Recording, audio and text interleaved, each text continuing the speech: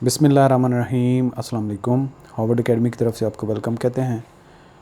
आज का हमारा सेशन ह्यूमन रिसोर्स मैनेजमेंट की वेरी बेसिक से हम स्टार्ट करेंगे, जिसमें डेफिनेशन वगैरह को हमने डिस्कस करना है और इस सब्जेक्ट का ओवरव्यू हमने देखना है कि सब्जेक्ट डील किससे करता है।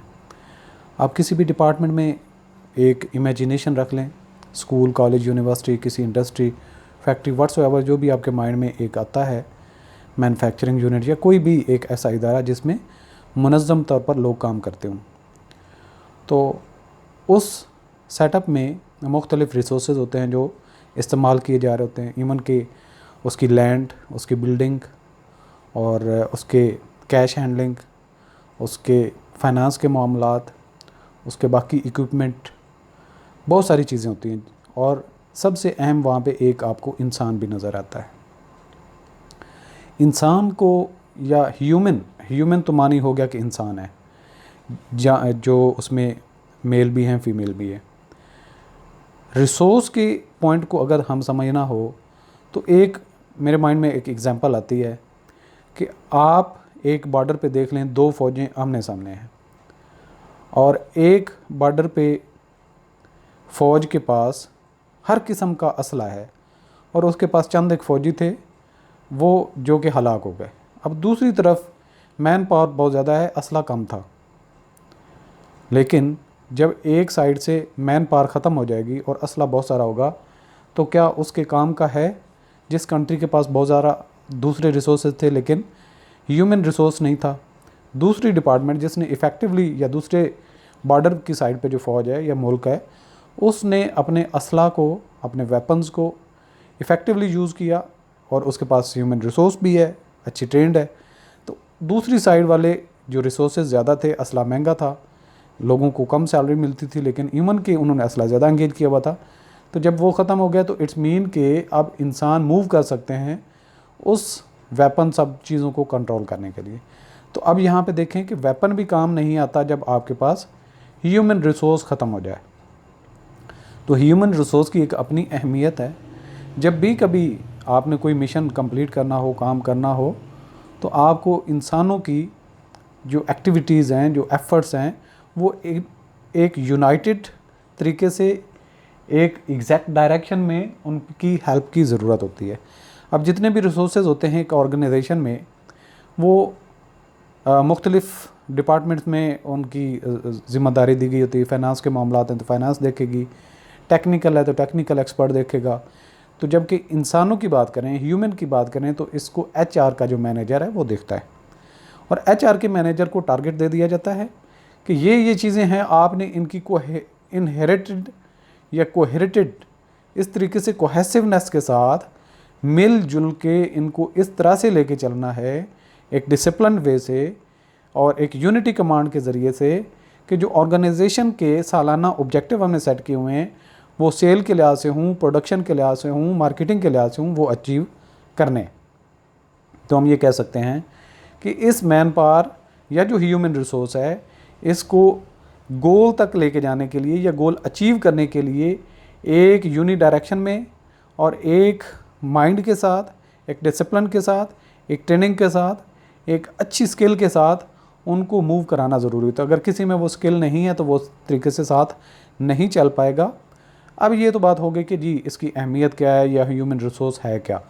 अब आगे अगर हम चलें तो ह्यूमन रिसोर्स किसी भी डिपार्टमेंट में देखें, जब बिल्डिंग नई बनती है, वो इमारत बनती है, साथ में उसके जो जितना भी इक्विपमेंट है सारा कुछ उसमें इंस्टॉल किया जाता है। अब जब इंसानों की बारी आती है, रिक्रूटमेंट की बारी आती है, तो एक डिपार्टमेंट को जिम्मेदारी जाती है कि आपने इस तरह के इतने सारे लोग लेके आने हैं। चीफ एग्जेक्टिव एक होगा, 4 डायरेक्टर्स होंगे, मैनेजर्स होंगे, एम्प्लॉयज़ होंगे, वर्कर्स, नायब कासिद होंगे, स्वीपर होंगे और माली होंगे, और इसके अलावा जो भी उसकी टेक्निकलिटीज़ हैं उसके हिसाब से एक हिरार्की बना दी जाएगी। फिर इस तरह के लोगों को ढूंढा जाता है, वो थ्रू एडवर्टाइजमेंट होता है या रिक्रूटमेंट एजेंसीज़ के ज़रिए से ऐसे लोगों को तलाश किया जाता है। फिर उनका टेस्ट कंडक्ट किया जाता है, जब आ जाते हैं तो उनकी फर्दर ट्रेनिंग की जाती है और उनको काम दे दिया जाता है। जिसको कहीं स्किल में प्रॉब्लम हो तो उसकी ड्यूरिंग कैरियर ट्रेनिंग करवाई जाती है और उसकी प्रमोशन करवाई जाती है। और जब वो अपनी रिटायरमेंट के टाइम तक आता है तो उसको जो भी पर्क्स एंड प्रिविलेजेस हैं वो ड्यूरिंग सर्विस दिए जाते हैं। अब ये क्या क्या चीज़ें, किस तरह के लोग लेके आने हैं, कितनी ट्रेनिंग करवानी है, कैसे उनकी कैरियर प्रोग्रेशन करनी है, ये सारा का सारा मामला किसके पास होता है? ह्यूमन रिसोर्स डिपार्टमेंट के पास ही होता है। अब जब ये चीज़ें आपके माइंड में आ गई, जितनी मैंने आपसे डिस्कशन की, अब हम चीज़ों को रीड आउट करते हैं। तो इसमें डेफिनेशंस का एक पोर्शन होगा जिसमें मुख्तलिफ ऑथर्स ने ह्यूमन रिसोर्स मैनेजमेंट के बारे में बात की होगी। तो वो इंसानों की एफ़र्ट के इर्द गिर्द ही घूमती है, गोल्स को अचीव करने के इर्द गिर्द ही बात घूमती है। तो जब आपके माइंड में ये चीज़ एग्जाम्पल या जो हमने बातें की ये सरायत कर जाएँ, समझ आ जाएँ, उसके बाद हमारे पास कुछ इस टॉपिक को समझने में नहीं रह जाता। Human resource management means method of recruiting, hiring, deploying and managing an organization personnel is known as human resource management. तो हर एक ने अपने हिसाब से डेफिनेशन की, ये सादा सी डेफिनेशन भी है। The HR department of an organization is normally in charge of developing, implementing and managing HR that regulate works to and ensures following policies and procedures and the organization's interaction with employees. अब यहाँ पे देखें, the HR department of an organization is normally in charge of develop करना, implement करना, manage करना, किसको? HR policies को। HR की पॉलिसीज़ किस लिए होती हैं? ताकि वो सूदमंद तरीके से जिस मकसद के लिए उनको इस डिपार्टमेंट में लाया गया है, उनसे वो मकसद हासिल किया जा सके। फर्दर भी HRM पे कहते हैं, HRM is concern with all issues relating to hiring, यानी कि उनको लेके आना एक डिपार्टमेंट के अंदर, कंपनसेशन, यानी कि उनको जो सैलरी देनी है, उनको कौन कौन से अलाउंसेस देने हैं, सालाना कौन सा अलाउंस है, परफॉर्मेंस मैनेजमेंट कि एक बंदा कैसे परफॉर्म कर रहा है, अगर उसकी एफिशिएंसी नहीं है तो उसको कैसे इंक्रीज़ किया जा सकता है, organizational development and training the employees कि अगर उसके पास ऐसी स्किल्स नहीं हैं जिनको ज़रूरी है कि उस डिपार्टमेंट को लेके चला जाए, तो ऐसी स्किल्स के लिए उनकी ट्रेनिंग करवाना। HRM defines a strategic approach to managing people as well as the work culture and environment, यानी कि एक वर्किंग कल्चर भी रहना चाहिए और एक वर्किंग सेटअप इन्वायरमेंट भी रहना चाहिए उस ऑर्गेनाइजेशन के अंदर, और ये सारा का सारा HRM डिपार्टमेंट का काम आता है। Let us understand what HRM human resource management है क्या। The term HRM stand for human resource management with the focus on people the employees जो कि हायर किए गए होते हैं, एज कंपनीज एसेट्स, यानी कि एम्प्लॉय जो होते हैं वो कंपनी के क्या हैं? एसेट्स हैं, इसीलिए उनको रिसोर्सेज कहा जाता है। Hence employees are known as human capital. अब उनको ह्यूमन रिसोर्स कहें या ह्यूमन कैपिटल कहें, बात एक ही है। The main aim of HRM is to minimize risk and increase return on investment, यानी कि जितना आपने पैसा लगाया एक कंपनी के अंदर, लेट्स सपोज $500 मिलियन था, अब ये है कि इसको रिस्क है कि कहीं आपका डूब न जाए। अब $500 के बदले में, $500 मिलियन के बदले में आप अगर साल में $1000 मिलियन तक पहुंच जाते हैं, इट्स मीन कि आपने रिटर्न को ऑप्टिमाइज़ किया and achieve the organization short term and long term goals, यानी कि हमने एक हफ्ते में जो टारगेट सेट थे वो भी अचीव किए, एक महीने के लिए जो टारगेट सेट थे वो भी हमने अचीव किए। तो जो ऑर्गेनाइजेशन के लॉन्ग टर्म और शॉर्ट टर्म दोनों ऑब्जेक्टिव्स हैं उनको अचीव किया जा रहा है। इसके बाद आ जाता है जी ह्यूमन रिसोर्स मैनेजमेंट को अगर हमने डिफाइन करना हो तो कैसे कर सकते हैं। A simple HRM definition is efficient management of people in an organization which can ultimately lead to contributing the achieving business goal.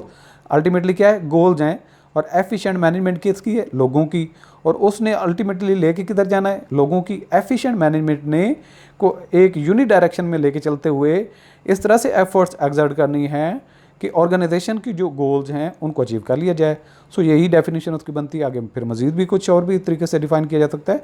Human resource management also defined commonly as HR. It has been defined in many different ways, but at the heart of every HRM definition is the human capital। यानी कि जब भी आप HRM की definition की बात करेंगे तो ह्यूमन को ह्यूमन कैपिटल के तौर पर लिया जाएगा, द एम्प्लॉय, इसके ऊपर ही बात हो रही होगी। HRM systems and HR policies are designed to maximize employees' performance to achieve the organizational strategic objectives। Strategic goals एक ही बात है, ह्यूमन एफर्ट्स की ज़रूरत है और एफिशिएंट मैनेजमेंट की ज़रूरत है। तो 3-4 बातें हैं जो हमें इस डेफिनेशन के अंदर याद रखनी होती हैं। Human resource management can also be defined as planning, organising, directing, controlling, compensating, developing, integrating, maintaining, etc. of the human resources in order to achieve the social and individual objectives of the organization। यानी कि social क्या है कि जो society के अंदर हर एक की एक जिम्मेदारी दी गई होती है। इसी तरह से जब वो ऑर्गेनाइजेशन का हिस्सा बनते हैं तो ऑर्गेनाइजेशन की भी एक सोसाइटी बन जाती है। सॉरी। और इसी तरह से इंडिविजुअल की भी ऑब्जेक्टिव्स होती हैं। तो सोसाइटी मतलब ये कि अब जब हम सोसाइटी में रह रहे होते हैं, हम ये तो नहीं है कि हम जब दिल करे जैसे दिल करे सोसाइटी के साथ इंटरेक्ट करते रहें। अब घर से आप निकलें तो बच्चों को देखें और खेलते देखें तो उनको खेलने न दें, ये आपकी मर्ज़ी नहीं है, क्योंकि सोसाइटी में आप रह रहे हैं, आपको सोशल नॉर्म्स का ख्याल रखना पड़ेगा। ख़वातीन आ रही हैं, उनसे कैसे आपने बात कलाम करनी है या कैसे उनसे इंटरेक्ट करना है अगर ज़रूरत पड़ती है। अदरवाइज़ आपकी विल एंड विश नहीं है कि आप जिसको चाहें जिस तरह से आप चाहें बात करके चले जाएं, ये नहीं है, सोशल नॉर्म्स हैं। इसी तरह से ऑर्गेनाइजेशन का भी एक सोशल नेटवर्क बनता है, इंडिविजुअल की भी एक जिम्मेदारी होती हैं और ऑर्गेनाइजेशन के भी ऑब्जेक्टिव्स होते हैं। Some of the most basic roles of HRM is to develop policies and procedures including recruitment, यानी कि उन लोगों को जो एम्प्लॉयज़ ऑर्गेनाइजेशन के अंदर लेके आए जाते हैं उनकी ट्रेन करना, उनको मोटिवेट करना, उनकी छुट्टी की पॉलिसी हो, अदर वर्क प्लेस पॉलिसीज़ हों, एम्प्लॉय रिलेटेड लीगल कंप्लाइंसेस हों, या ऑर्गेनाइजेशन के स्ट्रक्चर के लिहाज से कोई भी परफॉर्मेंस या मॉनिटरिंग का या सैलरी के स्ट्रक्चर के मामला होंगे, सारे के सारे ह्यूमन रिसोर्स मैनेजमेंट डिपार्टमेंट ने देखने होते हैं।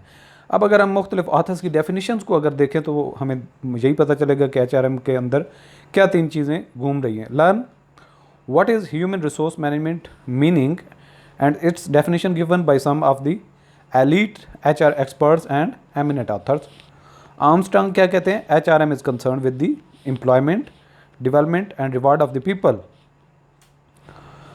people in organization and the conduct of relationship between the management and the workforce। अब देखिए management, the workforce, people, workforce इसी को पीपल को कहा गया है और मैनेजमेंट इसी को लेके चल रहे हैं और इनको एम्प्लॉयमेंट लेके जाना और डेवलप करना, इनकी ट्रेनिंग करना। यानी कि जब ऑर्गेनाइजेशन के अंदर लेके आते हैं उनको रिक्रूटमेंट कहते हैं, रिक्रूट करना या एम्प्लॉयमेंट देना, फर्दर उनको डेवलप करना, फिर उनका मैनेजमेंट के साथ रिलेशनशिप, फिर उनकी अल्टीमेटली परफॉर्मेंस, किस लिए? ताकि गोल्स को अचीव किया जा सके। ये 3-4 बातें अगर आप याद रख लेंगे तो डेफिनेशन आप खुद से भी बना सकते हैं। रॉबिन एंड डिसेंजो क्या कहते हैं? HRM is a process of acquiring, यानी उन लोगों को लेके आना, रिटेन करना, डेवलप करना, टर्मिनेट करना and properly using the human resource in an organization. वही बात उसी सर्कल से शुरू होती है जब लेके आते हैं और एंड तक उनकी रिटायरमेंट तक होती है। तो मुख्तलिफ उनकी एक्टिविटीज़, उनकी डेवलपमेंट, उनकी कैरियर, उनकी कंपनसेशन, जो भी आप उसमें लिखते जाएंगे HR के साथ ही डील करता है। इसके बाद डेसलर कहता है HRM as a process of acquiring, training, appraising and compensating employees and attending to their labor relations, health, safety and fairness concern। यानी कि उनको प्रॉपरली यूज़ किया जा रहा है। कहीं ये नहीं है कि 8 घंटे अगर काम लेना है तो उसकी बजाय 16 घंटे आप इसको उससे काम लें, ये भी ठीक नहीं होता। इसके बाद मैथ्यूज एंड जैक्सन कहते हैं HRM deals with the design of formal systems in an organization to ensure that effective and efficient use of human talents to accomplish organization goals। यानी कि जो ह्यूमन है उनके टैलेंट्स को अचीव करना एक एफर्ट्स के ज़रिए से ताकि ऑर्गेनाइजेशनल गोल्स अचीव हो जाएं। बेयरस एंड रू कहते हैं human resource management encompasses those activities designed to provide for the coordinate the human resources of an organization। Human resource functions refer to those tasks and duties performed in an organization to provide for and coordinated human resources। तो ultimately goals को achieve करने के लिए उनके efforts को इस्तेमाल किया जाता है। इवेंट्सविच एंड गुलेक, human resource management is the function performed in organisation that facilitate the most effective use of human people, use of people यानी कि employ to achieve the organisational and individual गोल।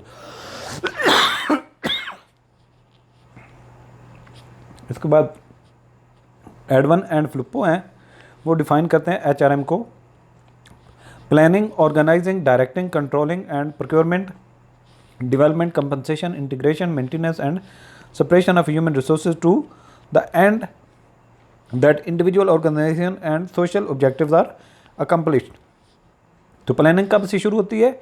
एक ऑर्गेनाइजेशन बनाते हैं तो कितने हमने CEO, डायरेक्टर्स, मिडिल लेवल पे management, technical लोग, फाइनेंस के लोग, HR के लोग, लोअर लेवल के वर्कर्स कितने लेके आने, ये और प्लान होता है। फिर ऑर्गेनाइज होता है कि हमने वाकई लेके आने, तो ये कहाँ से लेके आएंगे, ये कहाँ से लेके आएंगे, ये कहाँ से लेके आएंगे। इसके बाद जहाँ पे भी आपकी रिक्रूटमेंट एजेंसीज हैं उनसे कांटेक्ट करते हैं, उनको डायरेक्ट करते हैं कि जी हमें ये इस तरह के लोग चाहिए। फिर जब आ जाएं उनको रिक्रूटमेंट उनकी कर लेते हैं, उनकी ट्रेनिंग करवाना, उनको कंट्रोल करना, जो आप उनसे हासिल करना चाहते हैं वो करें। तो प्रोक्योरमेंट क्या है? उनकी सैलरीज वगैरह देना। ज़ाहिर बात हम उनसे जो उनके एफर्ट्स हैं, उनकी कोशिश, उनका टाइम है, उनकी एनर्जीज़ हैं वो बाय करते हैं, तो प्रोक्योरमेंट करते हैं। फिर फर्दर जो हमारे पास लोग आ जाते हैं उनकी ट्रेनिंग वगैरह करके उनको डेवलप करना, उनको कंपनसेट करना, ट्रेनिंग वगैरह पे भेजते हैं। अगर उनको कोई सेफ्टी के इश्यूज़ हैं वो सारी चीज़ें कंपनसेट करना। इंटीग्रेट क्या है? एक डिपार्टमेंट का दूसरी डिपार्टमेंट के साथ लिंक, और एक इंडिविजुअल के दूसरे के साथ कोहेरेटेड एफर्ट्स को इंटीग्रेटेड वे से लेके चलना ताकि ऑर्गेनाइजेशन के ऑब्जेक्टिव को मीट किया जाए। इसके अलावा maintenance and separation of human resources, यानी कि उनको मेंटेन भी रखना कि अगर हमें 100 एम्प्लॉयज़ चाहिए तो अगर 95 हो जाएं तो उनको 100 के करीब कैसे तक लेके जाना है, उनको मेंटेन भी रखना है और वेल ट्रेंड भी रखना है। And separation of human resources, यानी कि अगर टॉप लेवल पे मैनेजमेंट हो उसने का क्या काम है, मिडिल लेवल पे मैनेजमेंट है उसका क्या काम है, वर्कर का क्या काम है, तो सेपरेशन भी होना चाहिए। To the end individual organisation and social objectives are accomplished, कि ऑर्गेनाइजेशन भी सक्सेसफुल हो और जो लोग जिस काम के लिए आए हुए हैं उनकी भी सेटिस्फैक्शन होनी चाहिए। जॉन स्टोरी कहते हैं state that HRM is a distinctive approach to employment management which seeks to achieve competitive advantage through the strategic deployment of highly committed and capable workforce using the integrated array of culture, structural and personal technique। Again वो भी human resource पे बात कर रहा होता है कि competitive इतनी होनी चाहिए, हाईली कम्पिटिटिव कमिटेड होनी चाहिए, जो अपनी ऑब्जेक्टिव्स और इंटीग्रेटेड एफर्ट से जो ऐसा कल्चर या उनको ऑर्गेनाइजेशन का स्ट्रक्चर, ऐसा इन्वायरमेंट दिया जाए जिससे उनके जो टॉप लेवल की मैनेजमेंट है जो उनको टास्क दे वो आसानी से अचीव कर सके और अल्टीमेटली ऑर्गेनाइजेशन की जो ऑब्जेक्टिव्स हैं उनको भी हासिल किया जा सके। MJ जोशियस कहते हैं the field of HRM involves planning, organising, directing, controlling functions of procuring, developing, maintaining and utilising a labour force. तो ये वो अगेन डेफिनेशन एक पहले हमने पढ़ी उसके साथ मैच करती है। इसके बाद है Ricky W. Griffin, human resource management is the set of organisational activities directed at attracting, developing and maintaining an effective workforce. यानी कि ये क्या है? Human resource management is the set of organisational activities है जिसका मकसद क्या होता है? लोगों को अट्रैक्ट करना, उनको डेवलप करना, उनकी मेंटेन करना, एक इफेक्टिव वर्कफोर्स, यानी कि कोई भी बंदा हमने फजूल नहीं रखा हुआ, जो डिपार्टमेंट का फंक्शन था, जो मकसद था,